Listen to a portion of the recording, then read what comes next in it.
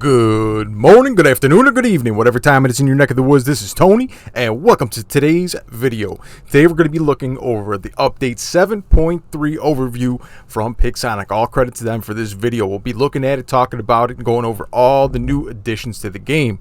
Here we go.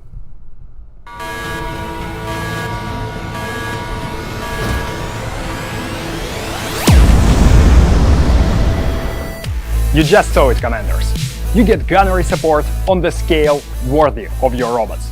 Time to zoom out and see hangars for what they really are. Giant vaults within formidable spaceships.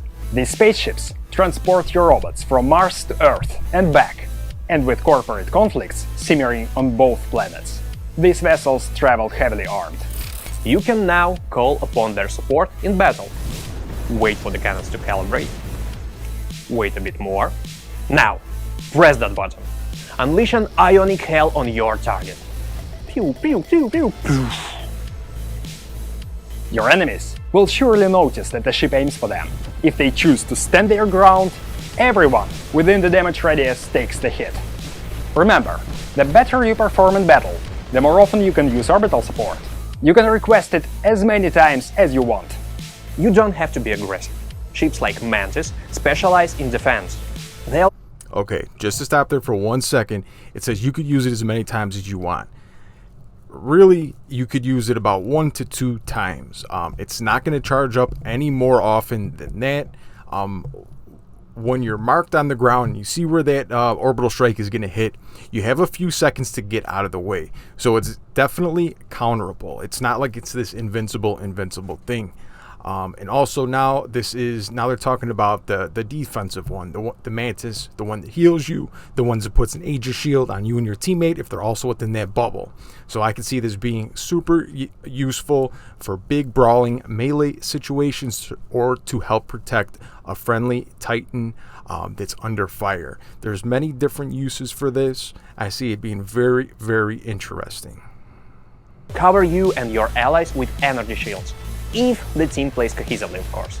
Read our update notes to learn more and watch the sky. If you don't feel like running from danger, it might be a good idea to start adding some brawler types to your hangar. Take this walking fortress, Revenant. Thanks to its strong hull, Revenant is always ready to take the brunt of the enemy attack, orbital gunnery included. Its shielded sides allow it to ignore much of the enemy fire as long as it locks horns with its opponent in melee.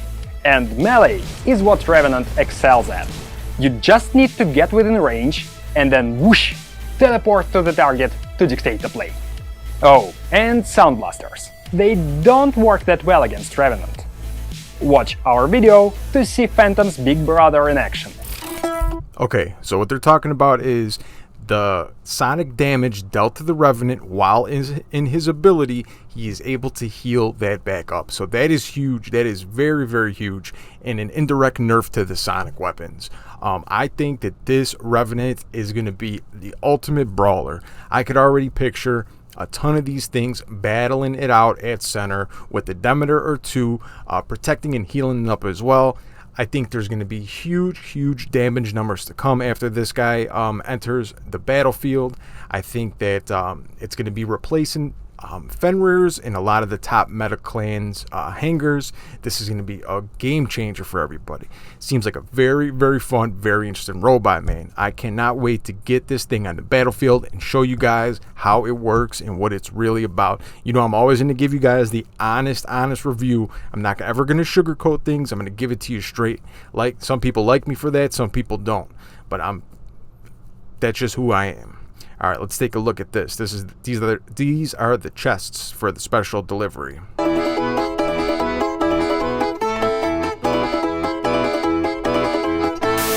Right, the sponsors man. of this event. Recklessly brave and unmistakably stylish. Yaga Gang. These mercs are your best bet for pushing an offensive.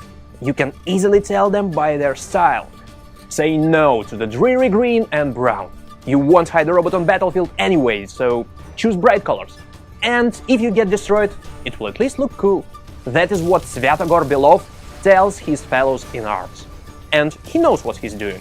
Under his command, a flying Fafnir will ignore all energy shields. Naturally, Svyatogor prefers leading the attack, just as Vasilisa Maximova. With her at the helm, Revenant restores a portion of its durability after committing to attack. The more damage is dealt, the more durability is restored. This pilot rarely waits for support. Whoa, whoa, whoa. So the more damage dealt, the more durability restored. That sounds awesome. There's going to be huge brawling, guys. You know the brawling I was talking about? That's going to make it even crazier. And that new Fafnir paint job looks amazing with that shield-breaking pilot. Everyone's complaining about these purple shields. They already been nerfed, and now they're kind of made useless. So I feel so bad for the Typhons out there. Ooh. Finally, there is something in this update that will help you deal with physical shields. Close-range acid throwers, Bane and Toxin. These cannons melt armor with aggressive chemicals and leave a lasting effect on the target that deals damage over time. Okay, so Bane and Toxin, the new weapons. They work similar to flamethrowers. They eat right through physical shields and do corrosion damage. This is going to be a great counter along with the flames and rockets against Revenant, shells, anything like that. Very, very excited to play these on the live server and see how they really work. We played on the test server, but the test server is one thing. Things are not all the time, but sometimes they're a little bit different once they come to the live server. So I'm anxiously awaiting the arrival so I could test these things out for myself and give you guys the honest review. Hopefully they won't ruin your paint jobs. And by the way, we're starting to introduce HD graphics to powerful devices. We'll tell you more on our social media soon. It looks like we're good to go. Check full update notes on our website. We've put a lot of additional info there. The link is down below. Wait. Remember, if a ship aims for you, do not stand still. Move, evade, scary. He's got the point.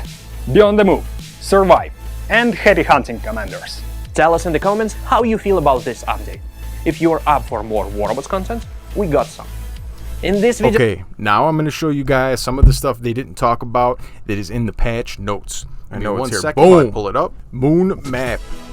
Moon Map is back. The space theme map with lots of geometry providing for perfect cover. It is once again available in map rotation.